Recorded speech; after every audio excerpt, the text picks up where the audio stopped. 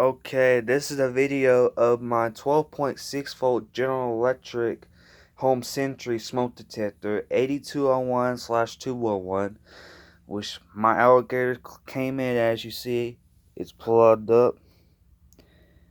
This is what the inside looks like, which is tripping at me because it don't got enough volts, but it is at least what it sounds like.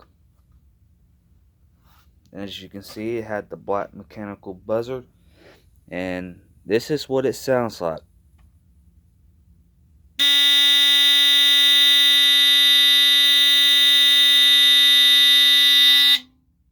Pretty loud. It's pretty loud, definitely. It's definitely enough to get your attention. And as you see, it's tripping at me. Let me get that where it's safe. So yeah, this is a quick video of it. Until then, stay tuned for more.